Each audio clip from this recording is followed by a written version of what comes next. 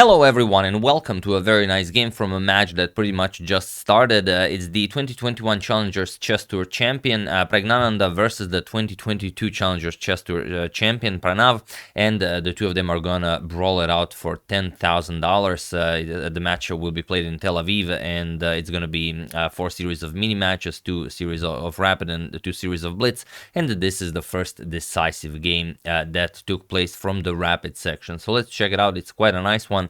I'm sure you guys are going to enjoy it. Let's dive straight into it. So Pranav with the white pieces opens with pawn to e4. We have pawn to e5 by Pragg, knight to f3, knight to c6, and now bishop to b5. Ruy Lopez is on the board. We have a6. Pragg goes for Morphy's defense, bishop to a4, and now bishop to c5, as this is very popular nowadays. We have c3, and now knight g to e7. b5 still the more popular move, but knight g to e7 also the second most popular, so nothing weird happening here.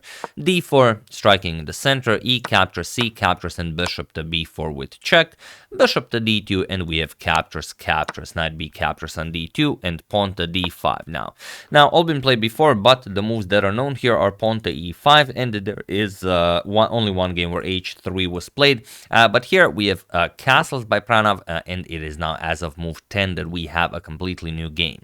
So let's see how the game continues. D captures on e4, we have knight captures on e4, and here Pragg castles, h3, stopping bishop to g4, and now bishop to f5. We have rook to e1, defending the knight, and pawn to h6, taking away that g5 square from white's pieces.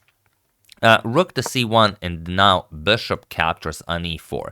Now, okay, this is giving up your bishop maybe a bit too soon, but it's hard to say what to actually play here. Maybe to bring the knight to g6, but then you can't move the bishop.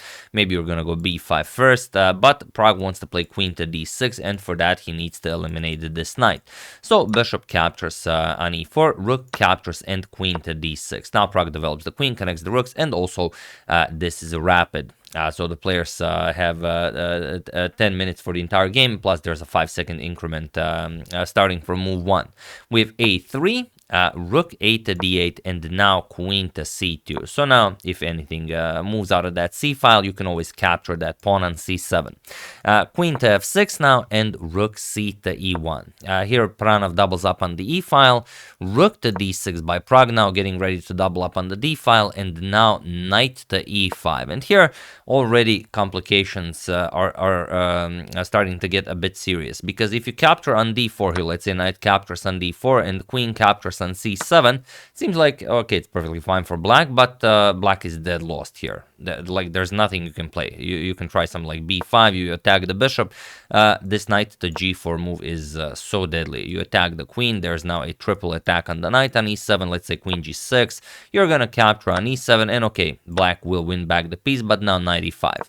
And now, okay, you're attacking the f7 pawn 3 times, the queen is overloaded, you cannot defend f7 and the rook here. You can try something like queen f6, but now knight d7 connects nicely here, forks the queen and the rook, and black loses a lot of material, end the game.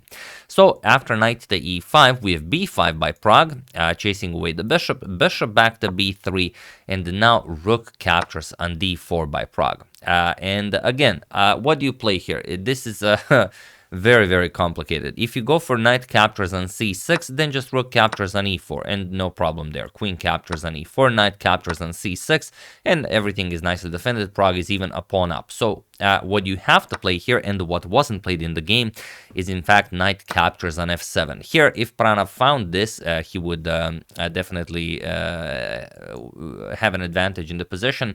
The problem is you cannot capture the knight. If rook captures on f7, then look at this, rook to e6. The only winning move, so that's why it's probably so difficult to spot. Attacks the queen, and now attacks the knight twice here. And once you move the queen, rook captures on c6, and now if knight captures on c6, just rook to e8 or any other line, it's completely winning for white, but very hard to spot. You would, however, have after knight captures on f7 this rook captures on e4 idea, but still knight to g5 opens up a discovery. You will connect with the rook nicely, and after king to h8, knight captures on e4, and okay, the game continues, but white will always be a little bit better. So that was definitely in the position. So not winning by force, but Pranav could have taking the upper hand here. But he went knight to g4 right away, and now Pragg just plays queen to g5. We have rook captures on d4, and now knight captures on d4. Attacks the queen and the bishop. Queen captures on c7, and now knight to g6. And how do you continue here? Again, very difficult. Bishop to a2 was played. The bishop is hanging here, but you should play queen back to c3, or even better, bishop to d1, or it's hard to say what's better. But after bishop to a2, there's a huge hole in the position, and Pragg spots it. He plays pawn to h5. And now you cannot move the knight. If you move the knight to f3 check, the g pawn is pinned. You will just lose a lot of material here. So after h5, queen to c3 was played, which makes sense. Okay, you captured the knight on g4. I'm going to capture on d4. The problem is rook to d8 defends the knight, and the knight on g4 is still hanging. So here, rook to e4. Attacking again the knight on d4, but now comes knight to f4. And again, it's so complicated that even Pragg missed the idea here, because he has to play h captures on g4. Point is that after rook captures on d4, rook captures on d4, queen captures, g captures on h3 now threatens checkmate, and it's very, very hard to defend. You will have to play g3, then the knight comes to e5, the f3 becomes incredibly weak, and black will not be able to withstand this. But okay, it's a rapid game. Like I said, knight to f4 was played, and this makes it all the more complicated, because now look at all of these knight to e2 checks, forking the king and the queen. Everything is just hanging here. Like if you move the rook captures on d4, immediately knight to e2 check wins the queen on c3. So instead, after knight to f4, queen to e3 was played. King to h2 is the only move here, but who plays king to h2 in a rapid game? So queen to e3 was played, and now look at this. H captures on g4. Pragg says, all right, thank you for the piece. And now, again, you cannot capture here, because that e2 square will always be hanging. Just rook captures on d4, and you cannot recapture. Again, you will blunder. So after h captures on g4, bishop captures on f7 with check, king to h7, and now the problem is, and this is probably the one that Pranav missed, if you play rook captures on f4 now, then there's queen captures on f4. Like all of the forks just work in black's favor. Queen captures on f4, knight to e2 check, king wherever, and now just knight captures on f4 will be checkmate. So after king to h7, king to h2 was played, a few moves too late, because in that position a few moves ago, the king h2 was the absolute strongest move to play. So feel free to pause the video now and try to find the forced mate in 9 for Pragg, while I give you a couple of seconds.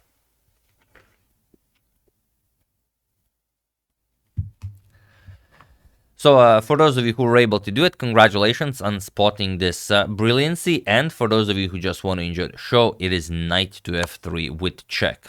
This is what Pragg played, and only one more move was played, because you can't go to g1. If you go to h1, then rook to d1 check, and if you go to g3, then look at this, knight to h5 check, bishop captures on h5, only move, queen to h4 check, king to f4, and now rook to f8 with check. You have to block with the bishop, and this will now be checkmate. So after knight to f3, g captures on f3 was played, and here Pragg just played g captures on h3, and he was in this position on move 30 that Pranav resigned the game, as there is nothing more to be done here. Even though the knight on f4 is still hanging, there is no move that defends queen to g2 checkmate. There is absolutely nothing you can do here. You can give some silly checks here to maybe prolong the game a little bit, but of course these gentlemen do not play such moves. So yeah, that's the game. Hope you guys enjoyed it. Pranav had a better position, and he could have taken the upper hand if he spotted that bishop captures an f7 move, but not in this position, in the position that we discussed a bit earlier. Here after this rook captures on g4, here knight captures on f7 should have been played, not bishop captures on f7. But yeah, here if he found this, then he would have a great game, but he missed this one little detail, and then it was pretty much Pragg for the rest of the game.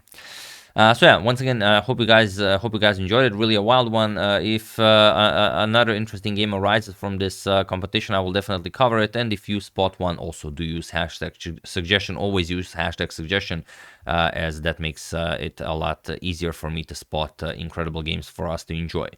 So yeah, once again, hope you enjoyed it. I would like to wish a very happy birthday, Tareto. Hope you had a good one and that you will win many great games. And I would like to thank Croatia, Nikolai Pokrovsky, Derwin the Hagler, and PG Mastering for your contribution to my channel. Thank you a lot. I really appreciate it. As usual, you can check 2 of my previous videos here. Thank you for watching, and I will see you soon, continuing to check up on your wonderful suggestions and whatever else happens in the chess world.